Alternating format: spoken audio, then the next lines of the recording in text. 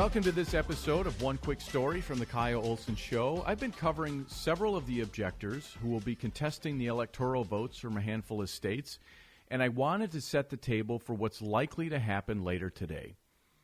As the electoral votes from states are presented one by one in a joint session of Congress beginning at 1 p.m. Eastern, over 140 members of the House of Representatives are expected to object to them from some 6 states or maybe more. At least one senator, Josh Hawley from Missouri, is also expected to object, which will allow for debate to take place in each chamber, and I'll talk about that in a second. Texas Senator Ted Cruz and a group of 10 others said they will object unless Congress establishes a committee to conduct an audit of the 2020 election. Now, does anybody really expect Nancy Pelosi to do that? Georgia Senator Kelly Loeffler said Monday that she, too, would join the objectors. Here's what Georgia Congresswoman Marjorie Taylor Greene told me on the Kyle Olson Show last week. We're focused heavily on 6 states, and how it will work is we have been meeting steadily, talking steadily, researching steadily, gathering all the information together. And how it will work is it won't just be one objection, it will be many. We'll be sponsoring and co-sponsoring all of our objections together. And so as each state comes up one at a time, the states that we'll be objecting to, we will object at that time to that state. And how it works is once we get through all the states, the House and the Senate will separate. And there will be 2 hours of debate per state. And so from what we understand, this will be a very long process, Right. Well, 12 hours or actually more because, 6 states, 2 hours of debate. But when you add in, procedure and extra time there that it takes, it's going to be a long time. For anyone who suggests what the Republicans will be doing is unprecedented or a threat to our democracy, here's just a tiny sampling of what the Democrats said in 2017. Thank you, Mr. President. I object to a certificate from the state of North Carolina based on violations of the Voting Rights Act. There is no debate in the joint session. The chair has previously ruled a signature from a senator is required. Is there a signature from a senator? There is a signature from the House of Representatives, myself. The objection cannot be received without a signature from the senator. Mr. President, I object on behalf of the millions of Americans, including members of the intelligence community. There is no debate. Debate is prohibited. Interfered in our election. The chair has previously ruled a signature from a senator is required. The objection cannot be sustained unless one is available.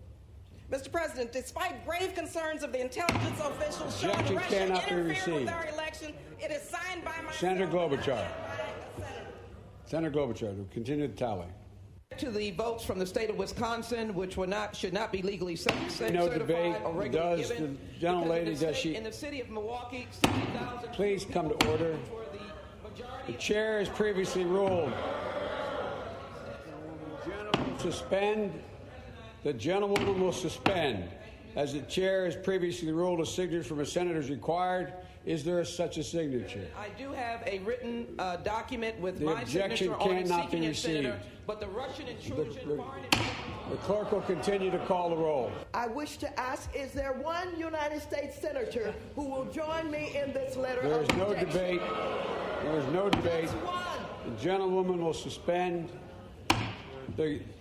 The chair has previously ruled a signature from a senator is required. Objection cannot be received.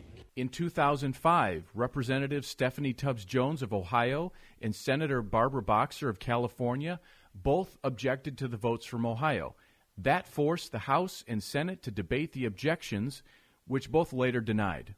But during that debate, then House Minority Leader Nancy Pelosi called it democracy at work.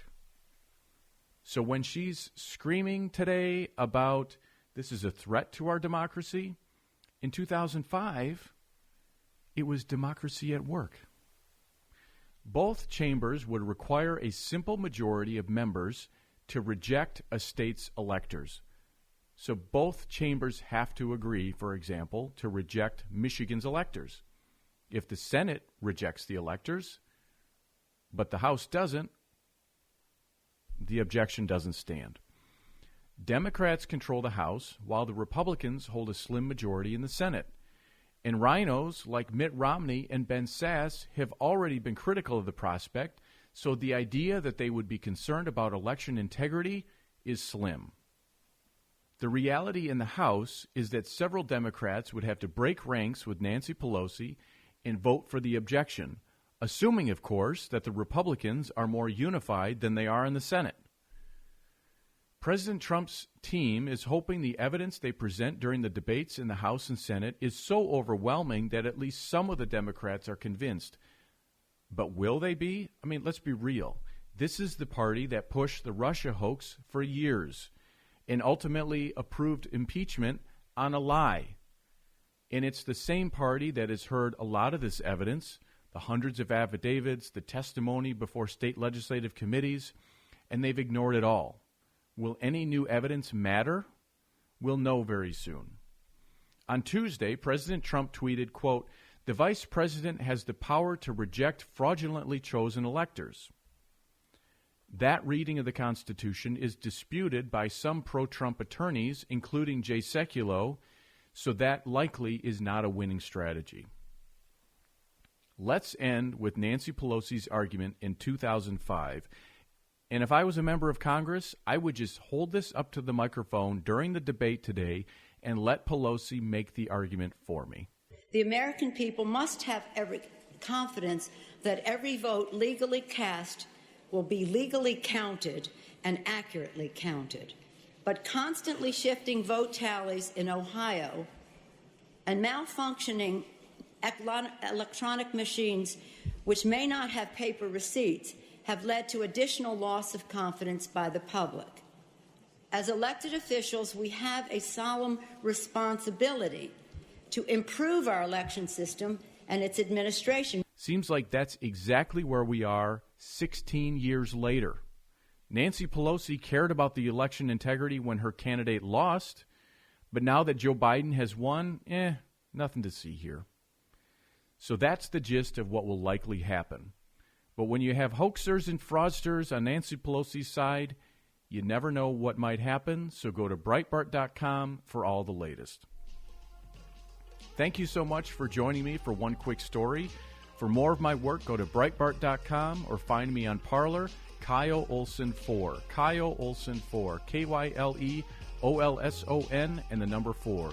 For this episode and others, visit thekyleolsonshow.com. This is One Quick Story from The Kyle Olson Show.